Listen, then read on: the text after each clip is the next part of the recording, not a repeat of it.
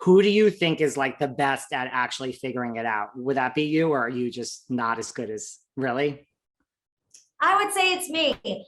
Um, Cheryl is just hysterical watching her try to like her process of figuring out what's going on. But I've got to say, what I love most about Cheryl is that in one of the most important parts of the show, which is the last challenge, you have to decide if you want to go home with all the money that you've won so far, which could be like $60,000, or do you want to gamble that 60,000 and go big for the 100,000?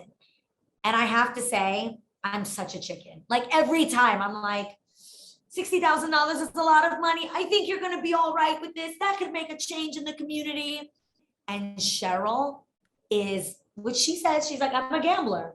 She's like, go big or go home, do it. And I've got to be, it's her encouragement that ends up winning them the $100,000. It's true. What's the best thing about working like with Ken Jeong and Cheryl?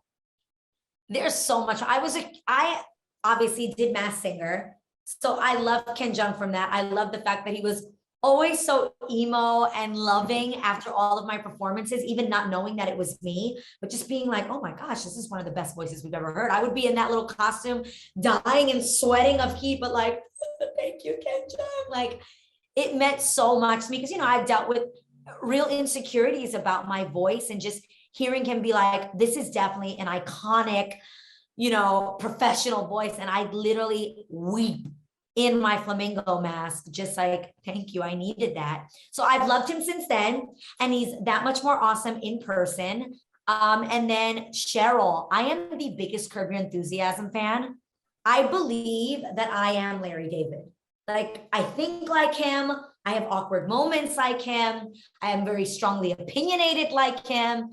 So getting to meet Cheryl, I was totally fangirling. I was like, oh my God, she knows Larry David. Like, that's his wife. And she is one of the funniest people I've ever met, with the biggest heart, and just like so cool and down to earth.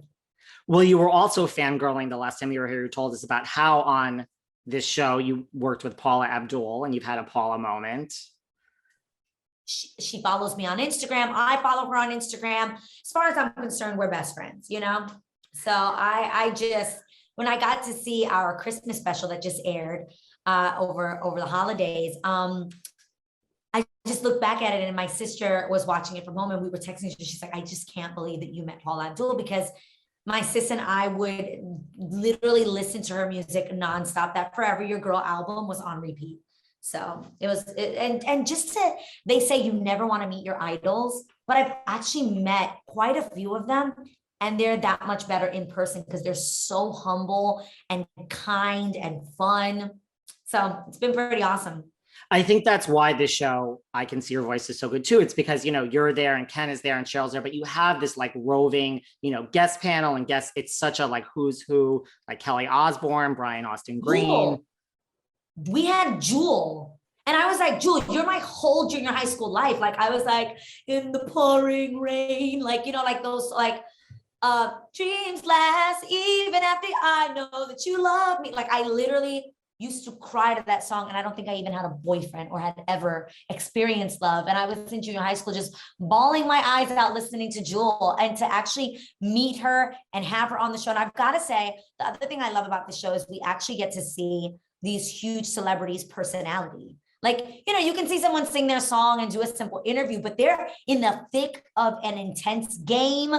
So their reactions are wild. Their input is pretty hysterical. Like, Jewel was like, these people are lying to me. And I was cracking up. I would have never known that Jewel was so hysterical and fun and funny. And it's been so awesome to have these incredible celebrities come on here and really guess.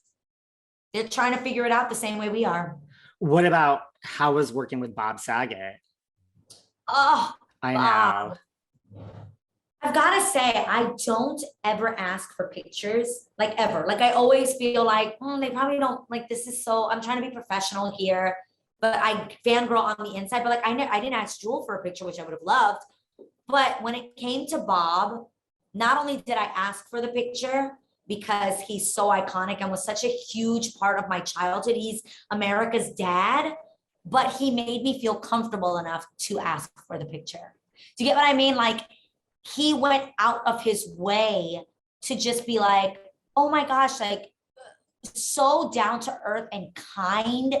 And like, I didn't know if he was going to be like super, you just never know. He wasn't even professional. He was like above and beyond. Like, I've known you my whole life, chatting with me, making jokes. And it's just really heartbreaking, you know, that he's gone. It's just heartbreaking. But I'm so glad that I got to meet him on this show. So glad. Were you just like lurking and approaching and saying like, I don't know how to ask for this picture? I just sat there. And if I'm honest, I think he could sense that I was like, oh my God. Because we took a group picture and I was like, can somebody make sure that they send it to, like, I got like weird. And he was the one that was like, why don't we just take a picture for you? Like, who does that? Who does that? Like, we were done with the show. It was over. You know, people want to speed out and head out and go on with their lives. And he just was hanging and like sat back and took pictures with me and a few other people that were asking. So he is an example of what I hope to be, that if somebody ever looked up to me, that they'd feel comfortable enough to ask a picture. And if I felt they weren't, that I'd ask them, hey, do you want this picture? It's all good. Yeah, I was inspired by that. I love that. I say always ask for the picture. So even though you don't, just call me. I'll give you some pointers. I agree. I'm like, I don't want to, but like in 20 minutes, I'm going to be pissed that I didn't. So I'm just going to ask you for a picture now. Sorry. So I should be mad right now that I love Leanne Rimes. Her song, How Could I Live Without You, was like my jam. I think I actually have it on a cassette tape because I taped it off of Z100. Like, this is back in the day when that was like a huge song, taped it off of the radio from Z100. And she's next week's episode. And I'm going to watch back the episode and be like, why didn't I ask for a picture? Maybe you'll see her again one day. I hope so. Well, listen, you're busy with your day job on I Can See Your Voice. You're busy with The Real, but you know, you talk about people looking up to you. Lots of people look up to you because of the Cheetah Girls. Yes. Would you ever, I mean, is there ever going to be a reunion, a tour? I never would say never. I would prefer a tour only because my worry would be that we'd ruin it. You know what I mean? Like, I'd never want to ruin something where, I mean, I'm a huge fan of Sex and the City. And I've got to be honest, I actually love And Just Like That. Because in all honesty, those women, in my opinion, can do no wrong. They could have sat on screen together and sang Mary Had a Little Lamb, and I'd have been like, it's great. It's just great. But there are people that, you know, are like, this isn't what I expected, you know, whatever. So I would hate to have that reaction to something we do with the Cheetah Girls. So that would be my only hesitation. You would go with the tour route as opposed to like a movie. Versus like the tour, we just do the songs and perform them live. So it wouldn't be a change. It'd be like the same songs, maybe some new choreography. But yeah, I think that would be cool.